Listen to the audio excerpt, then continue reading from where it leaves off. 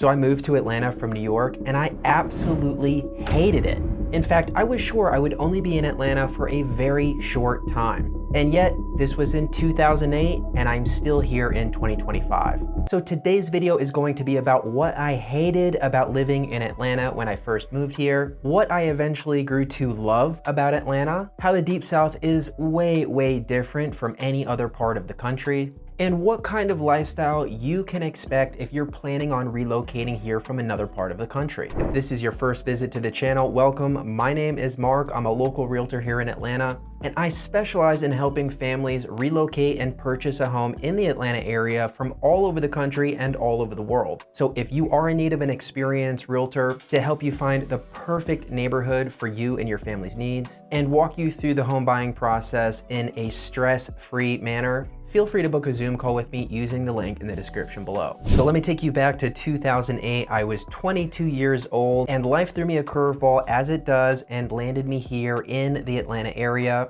Loganville, to be specific, was the first place that I spent time in before moving to the city. I came down here to be closer to family who had recently moved in the area. I never envisioned myself living in Georgia or anywhere else in the Southeast for that matter. I didn't have any idea what to expect, and from day one, it was so much more different than even I could have imagined. The landscape, the agriculture, the architecture, the climate, and the people was all extremely different from anything I had experienced up until that point. And I did actually make the move in the summertime, but it wasn't the weather that gave me problems at first. It was extremely humid, but honestly, the climate down here is one of the things that I've always loved and continue to enjoy each year. It is not nearly as humid here as it is in places like Florida or Louisiana. So although it was the summertime and I was definitely sweating more than I was used to in New York, the thing that was actually hardest for me at first were not having my comfort foods. Now, wherever you grew up, whether it's in this country or another country, I'm sure you have certain types of foods that you grew up with that you love and that make you think of home. Now, for me, growing up in northern New Jersey in the suburbs of New York, this was a great deli, whether it be an Italian deli or a Jewish deli, where I could get a cheap, delicious bacon, egg, and cheese, or even just a buttered roll, a delicious bagel, or any of the delicious antipasto that you would find in an area with a large Italian population. Even though I didn't grow up in the city, I'm still used to having bodegas nearby or convenience stores that no matter how small they were, had grills behind the counter for a breakfast sandwich or chopped cheese. I could not find any decent pizza for a very long time, and there wasn't even a decent diner to speak of, which is an absolute staple of growing up in the Northeast. So right off the bat, not having those comfort foods definitely started me off on the wrong foot. I didn't expect for it all to be the same, but I figured, hey, there's a lot of transplants down here. Surely there will be one or two spots where I can get my fix for some of these staples. However, there was absolutely nothing remotely similar, and to be honest, to this day in 2025, you still cannot find many of those Northeastern staples that are legitimate down here. So that may be a challenge that you have to prepare for. Maybe it's not the Northeastern staples, maybe it's some West Coast staples or Southwest staples or Midwest staples. Just be warned, there are a lot of transplants down here, but generally speaking, I've noticed that we don't seem to do other parts of the country's staples really well. So you really are going to have to accept the fact that Southern food, comfort food, soul food are the staples in the Atlanta area. Of course, you can get authentic food from many other cultures here, but the good ones tend to be cultures from other countries. For example, we have Buford Highway, where you can get fantastic, authentic food from many different Asian or Latin American countries, but that is not quite the same thing as what I'm talking about here. And the other piece of this is there are a lot of corporate chains, and that is still the case. Now, you do have some independently owned and operated restaurants and businesses in the Atlanta area, but most of what you'll find here are corporate chains. You simply will not see the quantity of fantastic mom and pop restaurants in the Atlanta area that you would in many other parts of the country. Now, as you travel into the more rural areas, of course, you will have plenty of authentic mom and pop Southern restaurants, often referred to as meat and threes. And if you love soul food, you will be in luck because of course, Georgia has that in spades. Now, the other big challenge I had when I moved here, to be honest with you, was the people.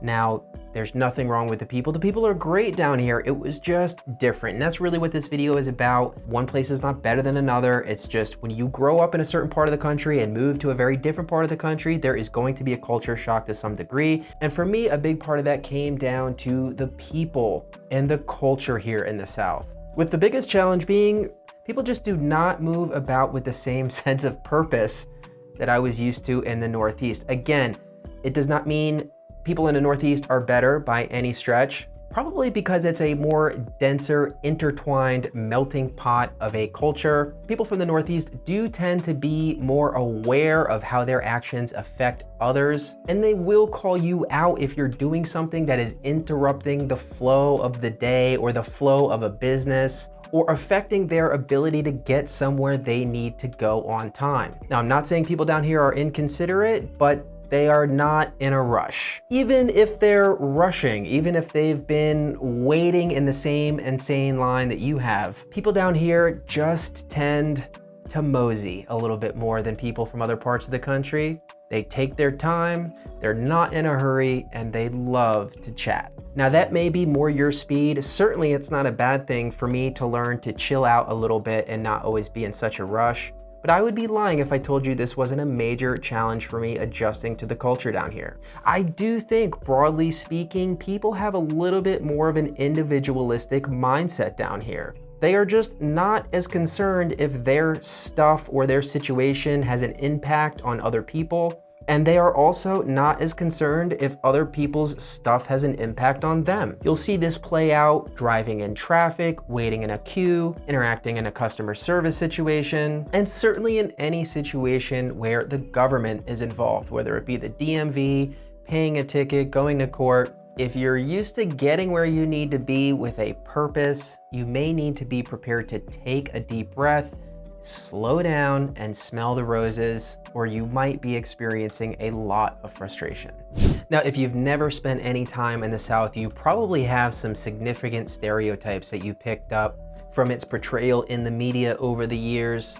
I know I had some stereotypes in mind before spending a significant period of time here. Now, some of those were even more intense than I thought they would be, and others just did not line up at all with the common stereotypes that you would hear. So if you are planning to relocate to the South and you're wondering what you can expect, maybe you're a little bit afraid based on some of the things that you have heard or you perceive to be true, I just wanted to touch on a couple of those big ones to give you context. So first up would be religion and guns, firearms, gun culture. I knew those would be much more prevalent in the South. Not to say that those things don't exist in the Northeast. However, when I grew up, I was not really aware of guns. I never knew anyone who owned a gun and never interacted with a gun. And now living in the South, that part, I have to say, is even more intense than I realized. I don't really know many people who don't own a gun down here. You don't even need a permit to own a gun in Georgia. And many people down here are just flat out extremely passionate about guns, whether it be for hunting or hobby or self-defense. Gun culture is even more prevalent in the South than I had realized. Of course, many, probably most of the people down here are responsible gun owners. So I am not trying to portray this as a negative. I am simply pointing out something that was very different from my experience growing up. The other one being religion. Of course, we are in the heart of the Bible Belt, and I knew that before coming here, but wow, even more so than I had realized, religion plays a major role in the day-to-day lives of most Southerners. I would say the majority of the people that I know down here, from friends to acquaintances, even if they don't go to church every Sunday or go to a Bible study, I can tell you religion plays a very important role in their lives. It's something they hold very sacred, and it's a major topic of casual conversation, way more so than the Northeast, where I think talking about religion is maybe viewed as a little bit more taboo, so you would hear far fewer conversations about that topic. So yes, for better or for worse, religion and guns are hugely prevalent in the South, in Georgia in particular. Whether or not that is an issue for you, obviously only you can say, but that has been my experience. However, other stereotypes I was expecting certainly did not play out the way they are commonly portrayed in the media. In particular, I am referring to racism and intolerance. Now, I want to be very careful about what I say here because I'm a white guy and my experience is not going to be the same as a minority's would be. And also keep in mind, my entire experience has been either inside or very close to the city of Atlanta, which is obviously incredibly diverse and probably is not going to be the same experience that you would get in the much more rural areas. However, my experience living here since 2008 is that people genuinely know how to coexist in a very healthy way with people from other cultures, different ethnic backgrounds, and even different political and religious beliefs. I feel like a lot of the stereotypes about the South, especially for someone growing up in the Northeast, where this is that it's incredibly segregated and people from different ethnic backgrounds simply do not mix or get along. And if at any time you find yourself in the wrong place at the wrong time, you could be dealing with really negative consequences of deeply seated ignorance. But again, my experience thus far has been quite the opposite. Although I would not describe it as a melting pot in the same way that New York is, you definitely do have certain groups of people to a large extent staying within their group. On the whole, everyone is very respectful and tolerant of people who do not look like themselves or share the same beliefs. Again, going back to that kind of individualistic mindset, I think Southerners are really good at living and letting live. And although there may be a small downside to that in terms of not being aware how one's actions can impact society as a whole, I do think for this particular topic, it is an overwhelming positive. I have helped many minority couples and families relocate and purchase homes around the Atlanta area. This is a very common question that I get, whether it's an African-American family or a gay couple. They haven't spent any time in the South. They want to make sure they're going to be moving somewhere where they are accepted and not discriminated against. And although, of course, there are ignorant people in every corner of the country, generally speaking, it has been no issue whatsoever to help these people find a place, a neighborhood, and home that they feel extremely comfortable in and welcomed. Overall, I do think the South gets a way worse rap for having problems with these particular issues than is actually justified. Of course, Atlanta itself has one of the highest concentrations of African-American people living here, as well as one of the highest concentrations of LGBTQ people living here. So Southerners absolutely know how to coexist with one another, people of different ethnic backgrounds, religious or political beliefs, or sexual orientation. I'm not trying to say you're never gonna have an issue with any of this stuff. I'm simply trying to say I do think it's been overblown in the media's portrayal of the Deep South. So we've talked about some of the things that I absolutely hated about living in Atlanta when I first moved here. We've talked about some of the stereotypes of the Deep South, some that were more true than I realized and some that were certainly not true. But what kept me here? Why in 2025 am I still living here? What have I grown to love about living in the Atlanta area? Well, I've shared it many times in the channel before. Number one is going to be the weather. I think it's one of the best climates in the country, particularly if you enjoy 4 distinct seasons without any of the extremes. Now, granted, summer is fairly extreme here, but honestly not as bad as I expected it to be. Winters here are incredibly mild with virtually no snowfall. We have a huge amount of sunny days throughout the year in Georgia, and spring and fall are absolutely perfect. I'm recording this video in late October, and the weather is hovering around 70 degrees. I have not touched my thermostat in weeks. It's cool and breezy and sunny, and I absolutely love it. Not to mention, we really have no natural disasters to speak of. Of course, we will occasionally deal with the effects of a hurricane, and there have been random times throughout history where a tornado has made landfall. But practically speaking, if you're living in the Atlanta area, natural disasters are not going to be a consideration for you or play any kind of role in your day-to-day living here. So a very mild, sunny climate with 4 distinct seasons and lots of sunshine. It's one of the things I've grown to love about living here. Now, the next one you already know is going to be our gorgeous tree canopy. Atlanta is known as a city and a forest, and I really can't overstate what a lovely atmosphere it makes for. It's like a mood booster every time you look or go outside. Even if you're in the heart of the city and some of the most dense areas we have, you are going to be surrounded by gorgeous trees. Now, of course, these can certainly cause some issues. It could be a major hazard as a homeowner. These trees can do damage.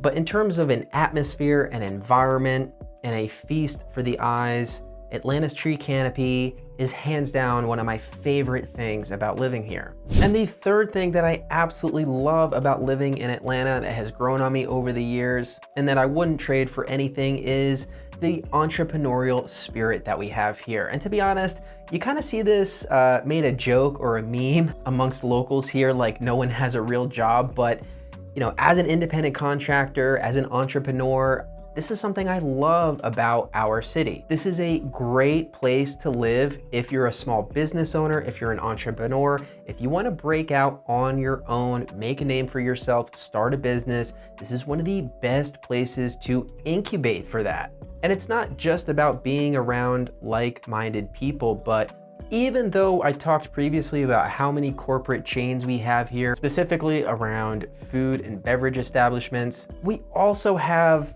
independent owners and entrepreneurs running small businesses for almost every aspect of life that you can think of. Anytime I need some work done around the house, or I need some sort of contractor for work related to my real estate business, I'm usually able to tap into my friend group, whether it's one of my actual friends or a friend of a friend that has a small business that addresses that need. And I much prefer this over hiring some major corporation to do that work. But also, Atlanta is not just for independent contractors who want to thrive. We have so many Fortune 1000 and Fortune 500 companies that are headquartered in the Atlanta area across multiple different industries. And so maybe you're getting started in your career in a certain field, or maybe you've worked in a certain field and you're looking to take that next level with a bigger company in that industry. Atlanta could be a great place for that big opportunity. Overall, I feel like this is a city where entrepreneurs truly have an opportunity to thrive.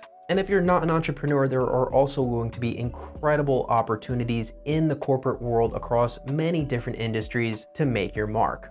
And as an independent contractor, the opportunity to grow my business in a rapidly growing city is probably the biggest reason I remain here today. So there you have it. I hated it at first, and I honestly love it now. The South is sometimes exactly what you think it is, and many times it's completely different from what your expectations led you to believe. Hopefully my story and experience gave you some clarity about whether or not this is going to be the right place for you and your family to call home. Be very careful about what you see portrayed in the media about living here. I highly recommend you give it a chance for yourself, because who knows, you might end up like me, end up loving it here and staying for the long term. I really hope you enjoyed that video. Please do book a Zoom call with me if you're needing to relocate to the Atlanta area. Like this video and subscribe to my channel to support me. And until my next video, I'll see you next time.